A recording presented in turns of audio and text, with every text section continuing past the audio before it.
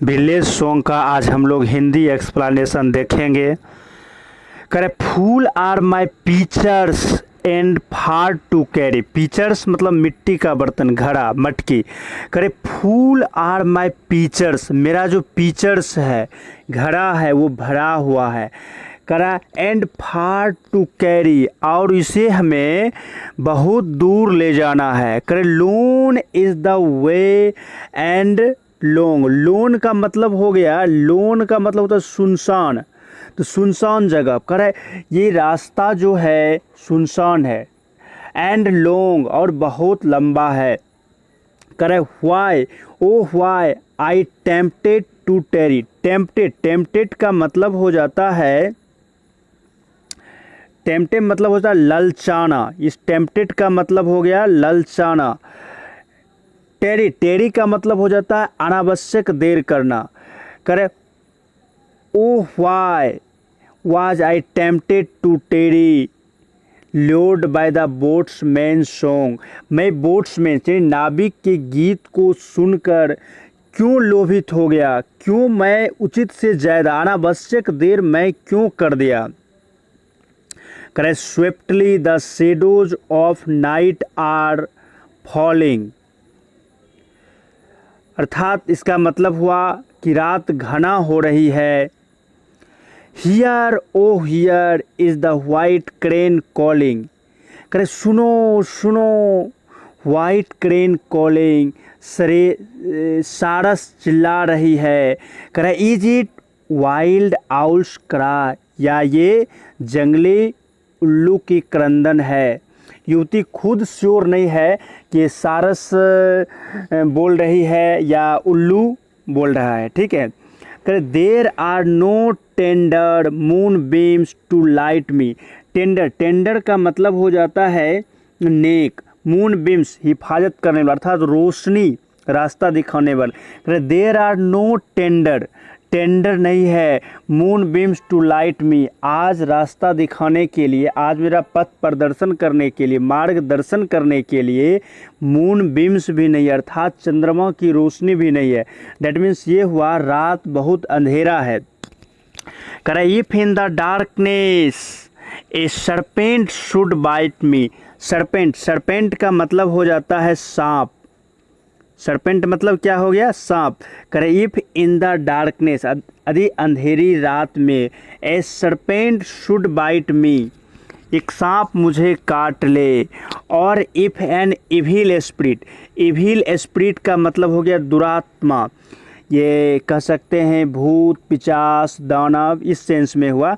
करे और if an evil spirit smite me, यदि दुरात्मा मुझे पकड़ ले ना, या तो मुझे सांप काट ले या कोई दुराचारी व्यक्ति मुझे पकड़ ले। करे राम रे राम आई शैल डाई, तो मैं मर जाऊंगी, ठीक है। नेक्स्ट पैराग्राफ देखते हैं। करे my brother will murmur my doth see linger. My brother will murmur, मेरा भाई भुनभुना रहा होगा। मरमर कर रहा, मरमर मतलब भुनभुनाना हुआ, अस्पष्ट बोलना। करे व्हाई डॉट सी लिंगर, लिंगर का मतलब हो जाता है जाने में देर करना, ठीक है। मेरा भाई सोच रहा होगा कि वह जाने में क्यों देर की। लिंगर मतलब हो गया देर करना, ठीक है। तो मेरा भाई सोच रहा होगा कि वह घर आने में इतना देर क्यों की। My mother will wait and weep, मेरी माँ प्रतीक्षा कर रही होगी और रो रही होगी। सेइंग, और कह रही होगी, O safe may the great gods bring her. हे परमात्मा, हे ईश्वर, मेरी बेटी को सुरक्षित घर पहुंचा दे। The Jamuna's waters are deep, यहाँ वाटर्स का मतलब जलाशय से है। जैसे गुड मतलब अच्छा, गुड्स मतलब सामान, वुड मने लकड़ी, वुड्स मने जंगल।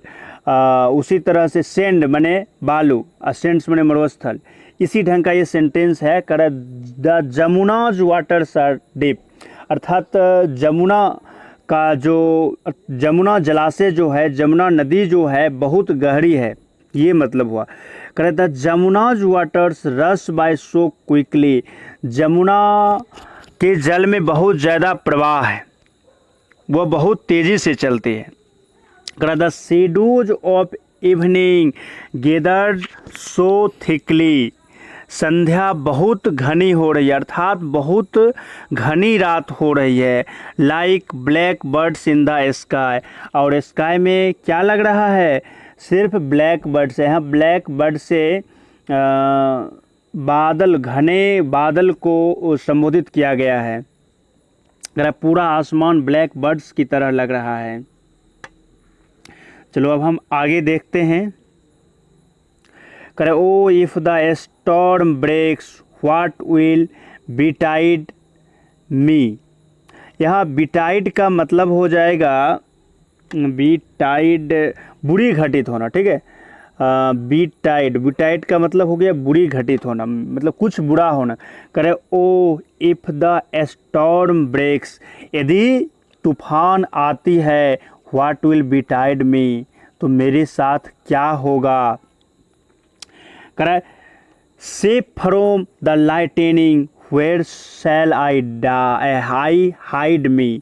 Safe from the lightning where shall I hide me, बिजली की करकराहट से अपने आप को मैं कहाँ छिपा पाऊंगी। अनलेस दो शकर, शकर का मतलब हो जाता है हेल्प, मदद करना। शकर माई फूट स्टेप्स एंड गाइड मी, हे परमात्मा आप मेरी फूड स्टेप को मदद कीजिए, गाइड कीजिए, ताकि मैं अपने घर सुरक्षित पहुंच जाऊं। राम रे राम आई शैल डाई, नहीं तो मैं मर जाऊंगा। ये था हमारा पोएम। और अगर हम इसको शॉर्ट में हिंदी सारांश सिर्फ आपको ये समझाऊं तो हम ये कह सकते हैं, देखो सबसे पहले इसमें समझते हैं। एक वर्णन करता, वो एक युवती है, एक लड़की है, वह जमुना के किनारे घरों में पानी भरने आई है। जब वह लौटने लगती है तो उसे एक नाविक की गीत सुनाई पड़ता है। गीत मधुर और मन को छूने वाला है। वह गाने से मुग्ध हो जाती है। वह उसे रात पड़ने तक सुनती रहती है। तब उसे पश्चाताप होता है कि वह गीत सुनने के लिए क्यों रुकी। अब अंधेरा हो गया है। उसे श्वेत बगुले की पुकार सुनाई पड़ती है। उसे उल्लू की सीटी सुनाई पड़ती है। चांद का प्रकाश भी नहीं है। उसे डर लगता है कि कोई सांप उसे काट लेगा और वह मर जाएगी। वह सोचती है कि घर पर उसका भाई और माँ उसकी प्रतीक्षा कर रहे होंगे। उसका भाई शिकायत कर रहा होगा, उसे घर लौटने में इतनी देर कैसे हो गई है। उसकी माँ को उसकी सुरक्षा की चिंता हो रही होगी। एक बार फिर से उसके मन में भय आ जाता है। उसे डर है कि तूफान आ सकता है। वहाँ कोई भी स्थान नहीं है जहाँ वह बिजली व वर्षा से बच सके। उसे डर है कि वह मर जाएगी। ये था हमारा छोटा सा पोएम। आप लोगों को कैसा लगा कमेंट कर ज़रूर बताइएगा।